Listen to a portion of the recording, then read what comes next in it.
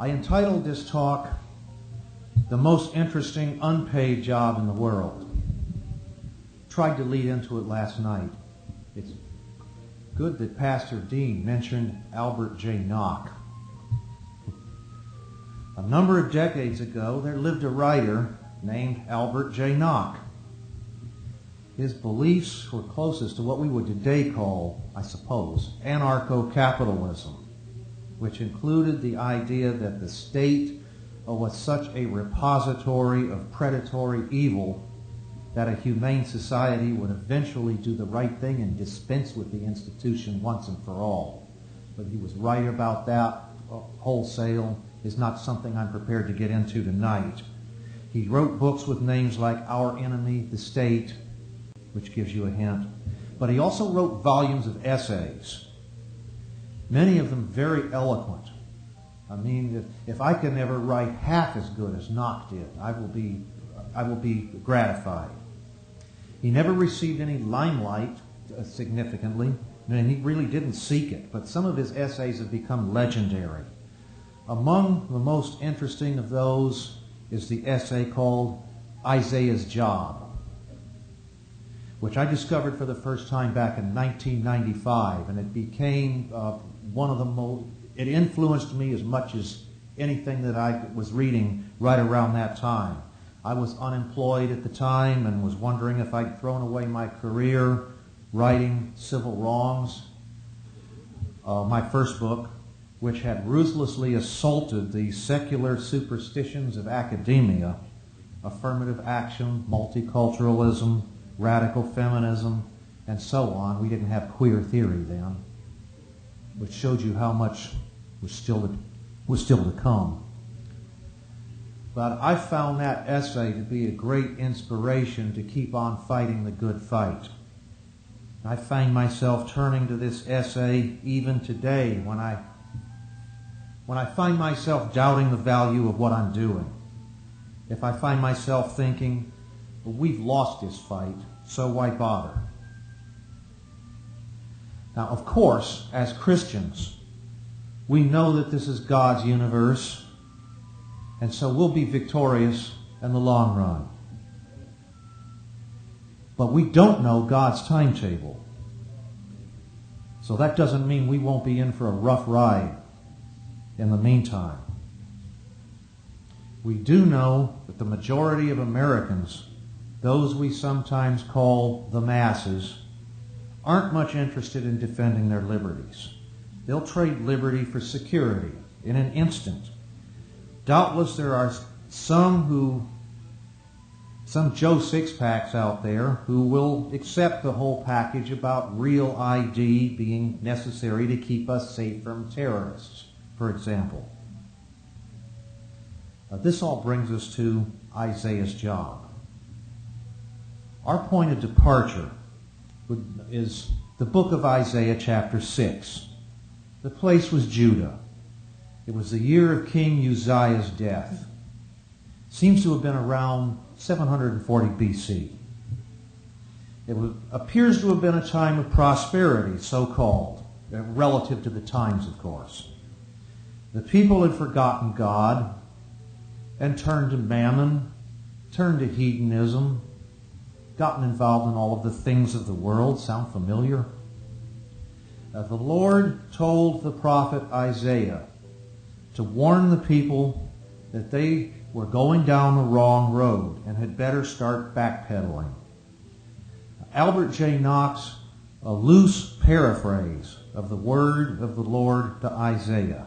I'll quote from the essay here. Tell them what a worthless lot they are. Tell them what is wrong and why and what is going to happen unless they have a change of heart and straighten up. Don't mince matters. Make it clear that they are positively down to their last chance. Give it to them good and strong and keep on giving it to them. I suppose I ought to tell you that it won't do any good. The official class and the intelligentsia will turn up their noses at you and the masses will not even listen. They will all keep on in their own ways until they carry everything down to destruction, and you will probably be lucky if you get out with your life. End of quote. Sound familiar? Sound like today, when the majority is pretty much contented? Well, there's nuisances like taxes, gas prices, inflation, but we have credit cards, don't we? And we have Paris Hilton, and we have Brittany, we have sports, and we have the rest of the celebrity class to keep us entertained, and all the Joe Six-Packs out there who like their mindless entertainment will probably stay glued to their televisions as long as the lights stay on. So we might be tempted to ask, as Isaiah presumably was thinking at some point in there, what's the point? Does anybody really care? But now let's go to Isaiah 1:9. This is the verse that leaped out at me when I started researching this. Except that the Lord of hosts had left unto us a very small remnant, we should have been as Sodom, and we should have been like unto Gomorrah. That's the key. The essence of the Lord's response to Isaiah. Now, I'm going to paraphrase Knox's paraphrase of the words of the Lord. I'm assuming nothing's going to fall on me for doing this. My dear Isaiah, I am your Lord, so trust me. Your mission may look hopeless to you, but there is a remnant out there. You can't see them or hear them. They're mostly isolated from one another, each one rubbing along as best as he can. They need to be educated and they need to be encouraged, because when things crash and burn, my way of putting it, not Knox, they are the ones who will pick up the ball, organize, and rebuild society. Your message will reassure them and keep them hanging on until that time comes. Your job, therefore, is to take care of this remnant. So quit whining, get up off your duff, get to work, and quit wasting time.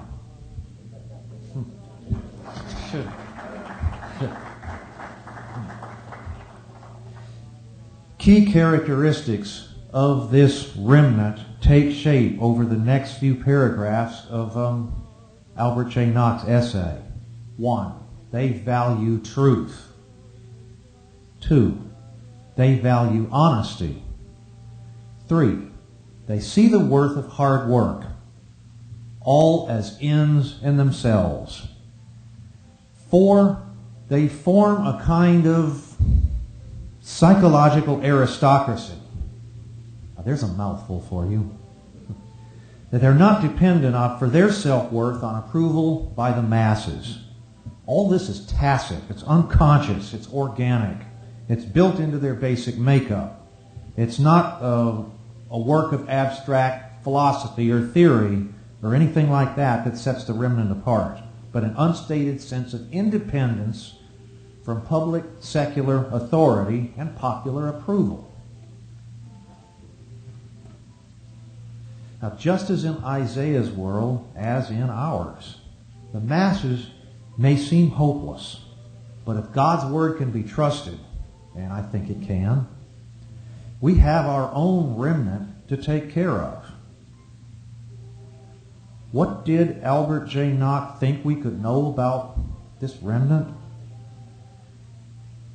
Well, again, you don't know who they are, or where they are, or what they are doing, but you can be sure that they exist. And second, if you do your job properly, you will not have to seek them out, because they will find you. Now, what I find encouraging in all of this, inspirational, in fact, although not in the touchy-feely sense of that term, Albert J. Nock was writing all of this in the 1930s. Isaiah's job appeared in, I think, the Atlantic Monthly. Correct me if I think that's right. In 1935. probably pecking away on his manual typewriter, or maybe he was writing in longhand for all I know. Today we have talk radio. Today we have the internet, email, World Wide Web, and all that comes with that. So our resources for taking care of the remnant are considerably better than in Albert J. Nock's time, much less in Isaiah's, who didn't even have a typewriter. Hadn't been invented yet. Now, both talk radio and the internet have their dark side. Talk radio has its Howard Sterns as well as its Chuck Baldwins. Guess which one is rolling in the dough? But the internet has also been described as a bad neighborhood at 2 in the morning, with its porn sites and Lord only knows what else. I'm not sure I even want to know. But they also have great sites, very informative, like jbs.org, the John Birch Society's website, News with Views, WorldNet Daily, LouRockwell.com, The Autumn Review, AmericanDeception.com, that's Charlotte Iserbyt's website, and many more besides. Those are just the ones I thought of first. Now these sites attempt to shine the light of truth through the darkness of our contemporary mainstream. None of those sites are rolling in the dough, but guess which one the remnant is likely to seek out? Now, here's the surprise. Those of us with this mission in life, taking care of the remnant, actually have never had it so easy as we have right now. We don't have to do what Isaiah did, which was, I guess, go to the equivalent of street corners and just preach to passers-by, whoever happened to be listening. Now, those of us who write don't have to prepare leaflets. We can have our materials uploaded to the World Wide Web, where anyone can surf on in and read them, including the remnant seeking us out, including explaining the strange paradox of the Bush administration fighting a war on terror with wide open borders. To take one example. So far as telling the truth about the emerging New World Order goes, our side owns the World Wide Web. I'm sure there are those in the super elite, as I like to call the banksters sometimes. You know, the CFR crowd, the Trilateralists, the North American Forum on Integration, Robert Pastor. They probably wish now they could shut the web down, or at least bring it under their control, like they brought the mainstream media under their control decades ago. I honestly don't think they anticipated this. They're not superhuman, they're not demigods or anything like that. It's important not to deify the David Rockefellers of the world, by all means. I don't think they can attack the web openly. Well, I'm not sure they can bring it under control of the UN or somebody like that openly. That would be to give away their hand, something they don't want to do. The cyber genie is out of the bottle, and she's not going back in. So we own the web. Taking to the internet, none of us have any idea who is reading, or where they are, what they are doing, or how many there are. Well, we know they exist, and that they indeed find us. I have the email inundation to prove it every time I have an article uploaded to LouRockwell.com or News with Views or someplace like that. I hear from people all over, not just over the country, but in other nations as well. You know, the Canadians have as many problems with this as we do. There's a movement up there that doesn't want to be unified with the United States. And I understand that. Now, our readers are finding us, as the sites where we publish get thousands of hits. Most of these sites are unable to pay their writers, though. News with Views is a bedroom operation relying pretty much on donations and sales of a few books to survive. Albert J. Nock writes, "It may be thought, then, that while taking care of the remnant is no doubt a good job, it is not an especially interesting job because, as a rule, it pays so poorly. I have my doubts about this. There are other compensations to be got out of a job besides money and notoriety, and some of them seem substantial enough to be attractive. Many jobs, which do not pay well, are yet profoundly interesting, and the job of looking after the remnant seems to me, as I have surveyed it for many years from my seat in the grandstand, to be as interesting as any that can be found in the world." So how do we do this most interesting of all unpaid jobs, taking care of the remnant? Well, we outline the basics above. Tell the truth to the best of your ability. Keep telling it. Stick by it. Don't ever stray from it. Be scrupulously honest and purge yourselves of ulterior motives, again to the best of your ability. If the remnant suspects your motives, they will smell a rat and sheer off, as Nock puts it. Address them by giving your best. In other words, don't dumb it down. It's not the size of your audience that counts, but its quality. It's not the level of your income your message brings that counts, but the content. Now, to see how not to take care of the remnant, behold Rick Warren of Mega Churchdom. Now, he has a huge congregation. He's rich, he's famous, but what about the theology? And why was the CFR interested in him? Why did he join when they invited him?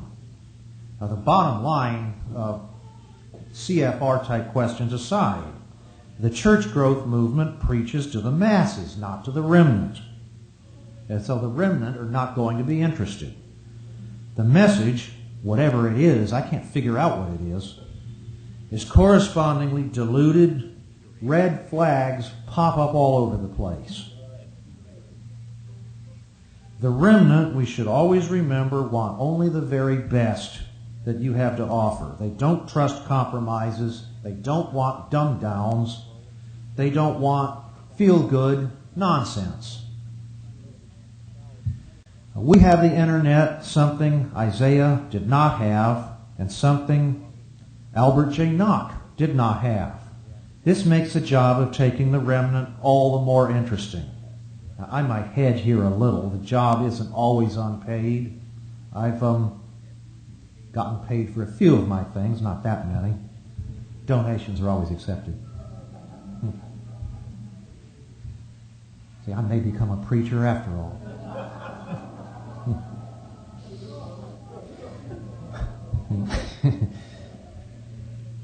But setting out to take care of the remnant really is the most interesting unpaid job in the world. And I don't think the remnant is as unorganized and inarticulate as it used to be. I think that movements, the various political independent movements, patriot movements, groups like the Minutemen, homeschoolers, and many others besides, are permeated by those people, Nock terms, going back to Isaiah, the remnant. In my more optimistic moments, I find myself wondering if we aren't really approaching the day of a critical mass. Doesn't need to be a majority, just that tireless, irate minority, keen to set brush fires, that will turn this country around. Now, most of us, however, have this distressing feeling that time is getting short. The rough ride may be just around the corner. We do, after all, have discussions with our families about leaving, if that's the only way we can survive. We've come a long way, but we still have a lot of work to do. This is a good place to begin. And since we don't know the specifics of God's agenda or His timetable, there are no guarantees. Just the job He gave Isaiah. So, how do I conclude this? I wanted to end with a bang on our last night of this great conference, coming up with something appropriate. So I came up with this. Let us all quit whining, get up off our duffs, and hop to the business of taking care of the remnant after we leave this conference and not waste any more time. Thank you very much.